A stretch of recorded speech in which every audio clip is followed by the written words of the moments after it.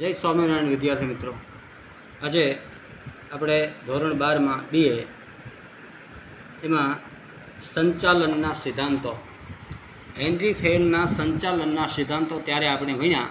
એમાં topic number 8 ઉપર કેન્દ્રીકરણનો સિદ્ધાંત જે છે ત્યાં સુધી લીધું હતું. આજે આપણે આગળનો ટોપિક જે છે સત્તાની રૈખિક સાંકળનો સિદ્ધાંત, જેમાં સત્તાની રૈખિક સાંકળ એટલે કે સત્તાની અધિકારીઓથી લઈ અને સપાટીના કર્મચારીઓ સુધી રચવામાં આવેલ વસ્તુસ્થિતિ જે છે તેની ઉપર ભાર મૂકે અને એક પ્યુનથી માંડી એટલે કે પટ્ટાવાળાથી માંડી અને પ્રિન્સિપાલ સુધીની જે કાંઈ વ્યવસ્થા તંત્ર જે છે તેને સત્તાની સાંકળ કહેવાય. જેમાં સત્તાની સાંકળ ઉચ્ચ સંચાલકોથી લઈ અને નીચે સુધી વણાયેલી રહેવી જોઈએ અને આ સત્તા જે છે એ સપાટીને અનુરૂપ, જેમાં રિસ્પોન્સિબિલિટી એટલે કે જવાબદારીની વહેંચણી થવી જોઈએ. દરેકે દરેક કર્મચારી જે છે એને નાના કર્મચારીથી માંડી અને મોટા કર્મચારી સુધીની પોતપોતાની એક ચોક્કસ કોઈપણ પ્રકારની જવાબદારી હોય છે. કોઈપણ એકમમાં આપણે કામ કરતા હોઈએ તો આપણને કોઈપણ પ્રકારનું જે વર્ક આપવામાં આવે તેમાં કર્મચારીને પોતાની જવાબદારીનો ખ્યાલ હોવો જોઈએ અને આ જવાબદાર છે અને તેને કોણ જવાબદાર છે, આમ નીચેથી માંડી અને ઉપર સુધીની જે કોઈ પણ જવાબદારી છે તેને એ મુજબ કાર્યપ્રણાલી છે તેને સત્તાની રૈખિક સાંકળ કહેવાય. તેને લીધે રૈખિક સાંકળ ઉદ્ભવે જે ઉચ્ચ સપાટીથી નીચે તરફ જાય છે, આમ તળ સપાટીથી ઉચ્ચ સપાટી તરફ જેમાં માહિતી પ્રેષણ થાય છે. તો આ તેનો એક સિદ્ધાંત. તો હવે ત્યાર પછી આગળ વ્યવસ્થાનો સિદ્ધાંત. હવે કોઈ પણ પ્રકારની વ્યવસ્થા હોય, કંપની હોય, સ્કૂલ હોય તો તેનું એક વ્યવસ્થા તંત્ર જે છે એ કાર્ય કરતું હોય છે. આ સિદ્ધાંત બે વસ્તુ ઉપર ભાર મૂકે.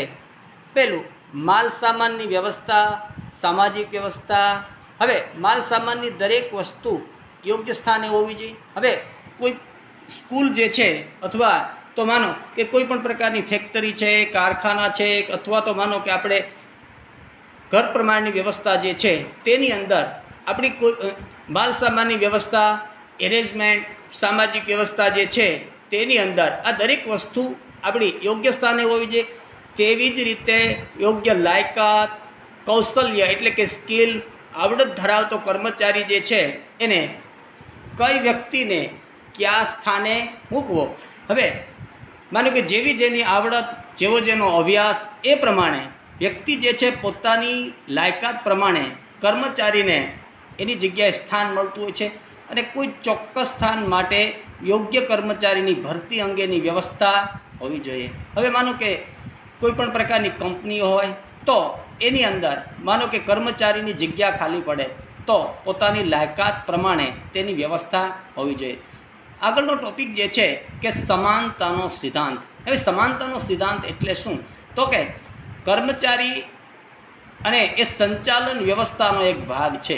કર્મચારી જે છે એ કોઈ પણ સંસ્થાની અંદર અથવા તો માનો કે ફેક્ટરીમાં, કંપનીમાં કે ગવર્મેન્ટ ઓફિસમાં જે કામ કરતો હોય તે એક વ્યવસ્થા તંત્રનો એક ભાગ જ છે.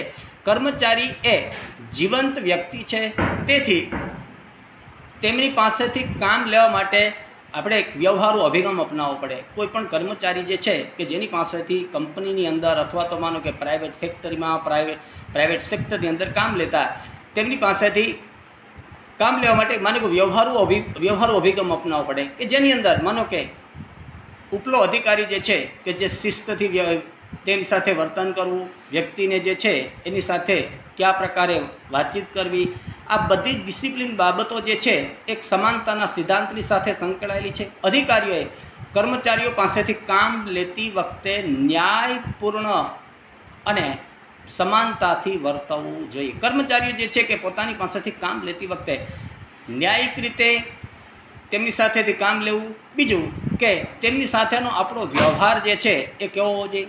આ એક વૈધિક અને રૂઢિગત વલણની જગ્યાએ અવૈધિક વર્તન કરી એકમમાં સમાનતા સ્થાપવા માટે જરૂરી છે. જેમાં કર્મચારીની સાથે વ્યવહારુ વર્તન કેવા પ્રકારનું હોય, કોની સાથે ડિસિપ્લિનથી કઈ રીતે વાતચીત કરવી, નાનો કર્મચારી જે છે અથવા તો માનો કે પ્યુન છે, ક્લાર્ક છે, હેડ ક્લાર્ક છે કે ઉપલા કોઈ પણ અધિકારી જે છે કે પોતાની નીચેથી કામ કરતા વ્યક્તિ સુધી પોતાનું જે વલણ જે છે તેની અંદર વ્યવહારિક બાબતો કેટલી છે, તો કે આ એક પ્રકારનો સમાનતાનો સિદ્ધાંત છે.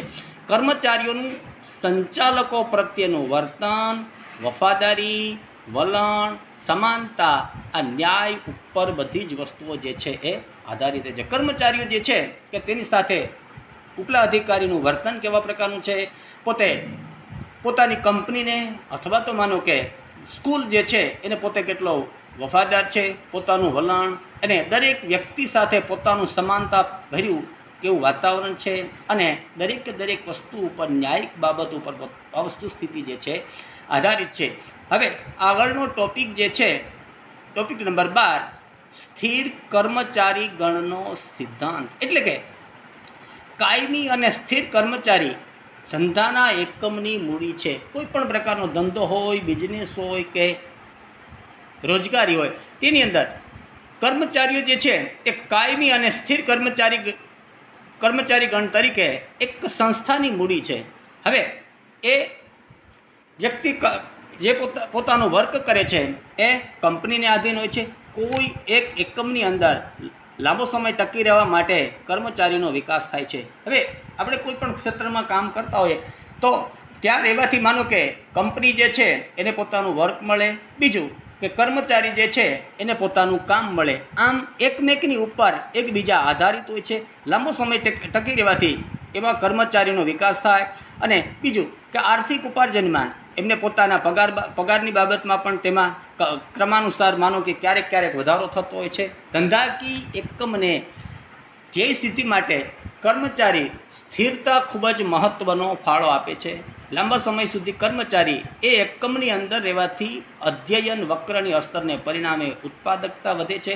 હવે કર્મચારીઓ જે છે એ સતત એકને એક કંપનીની અંદર કે કોઈ પણ ક્ષેત્રની અંદર, ધંધાની અંદર કે રોજગારીની અંદર જો પોતે સ્થિર થઈ જાય તો ધંધાના એકમનો વિકાસ થાય, ધંધા રોજગારીનો વિકાસ થાય અને પોતાનું જે કાંઈ પણ પ્રોડક્શન જે છે એનું ઝડપથી માર્કેટિંગ થતું હોય છે. આમ કાયમી કર્મચારી માટે બઢતી, તાલીમ વગેરેની વ્યવસ્થા કરવી જોઈએ. જેમ સરકારી ફેક્ટરીની અંદર માનો કે કર્મચારી જે છે એ ક્લાર્ક હોય તો સમયાંતરે ક્યારેક ને ક્યારેક એને 8 કે 10 વર્ષે જ એને પ્રમોશન મળતું હોય છે. આમ ધીમે ધીમે પોતાના કામ પ્રમાણે જે કાંઈ પણ પોતે યોગદાન આપતા હોય છે તેમાંથી તેને આગળ ઉપર પ્રમોશન મળતું હોય છે. આમ સ્થિર કર્મચારી ગણનો સિદ્ધાંત જે છે તે ખૂબ જ અગત્યનો છે. પહેલ વૃત્તિનો સિદ્ધાંત. હવે આ પહેલ વૃત્તિનો સિદ્ધાંત એટલે શું, તો કે સંચાલકોમાં ઉદ્યોગની સાહસિકતા જરૂરી છે. સંચાલક ગણ જે છે કે જેમાં આપણે કોઈ પણ પ્રકારનો ધંધો, રોજગારી, બિઝનેસ જે ઉદ્યોગ કરીએ છીએ તેની અંદર આપણે સાહસ તો જરૂર કરવું જ પડે, તેમજ કર્મચારીઓમાં પહેલ વૃત્તિ હોવી જરૂરી છે.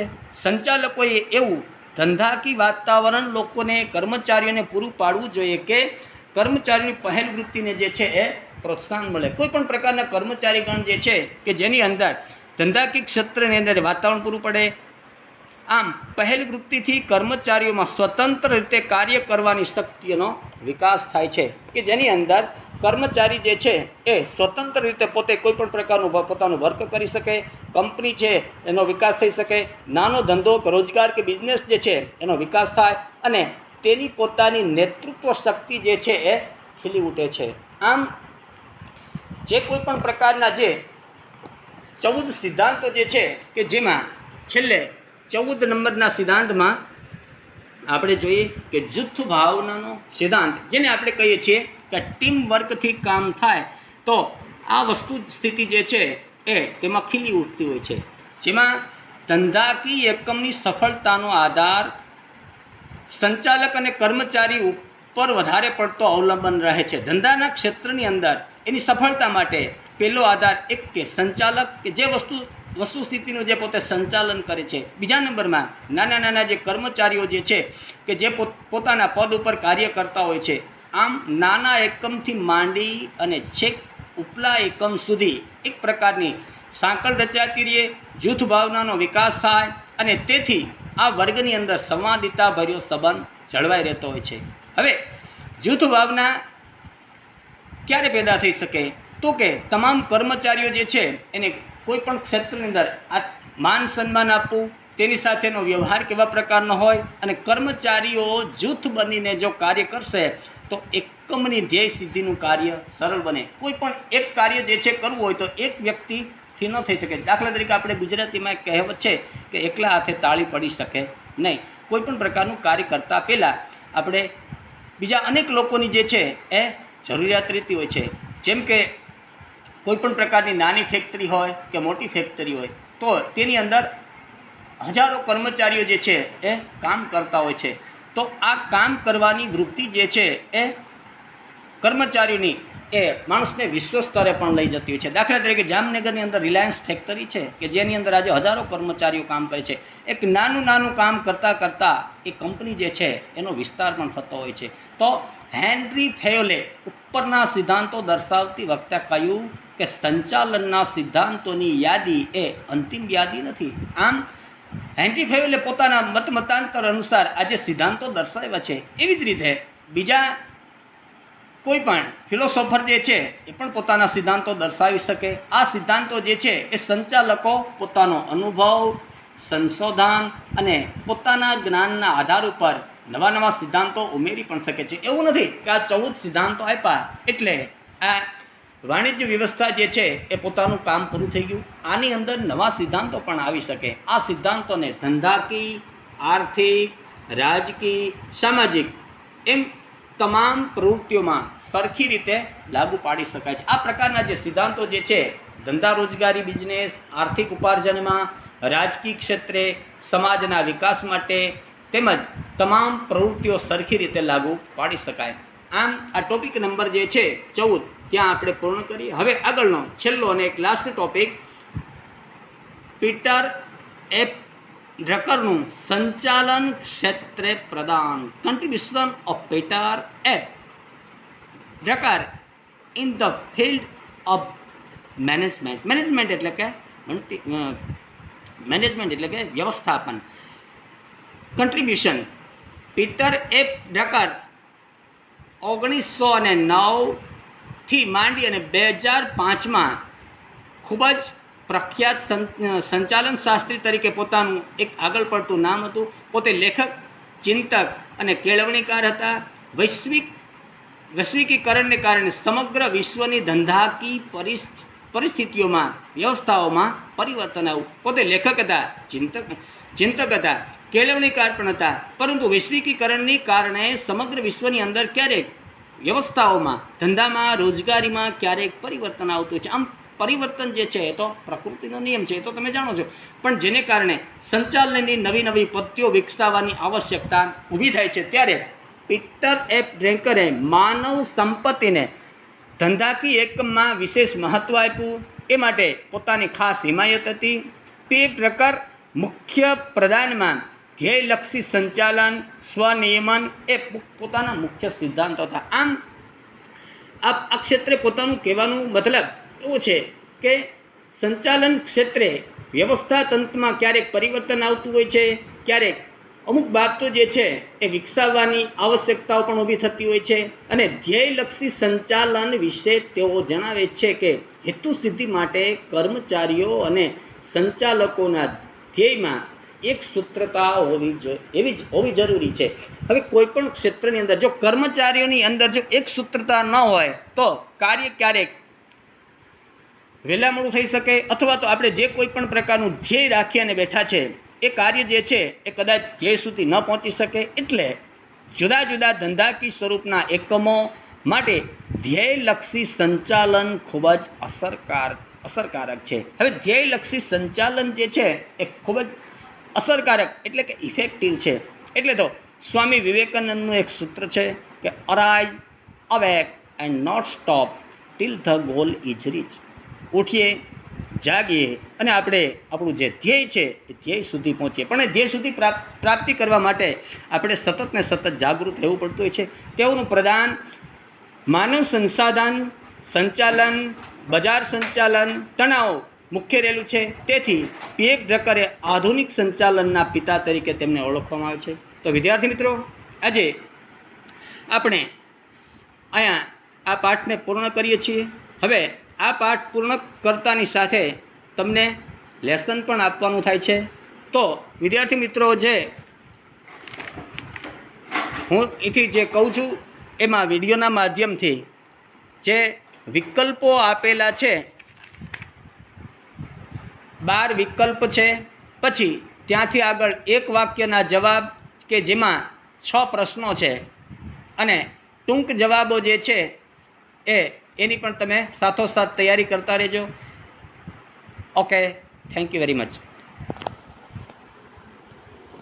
એ આખું સ્વાધ્યાય લખવા દે. બોલા ફિનાલના ટેકડા શું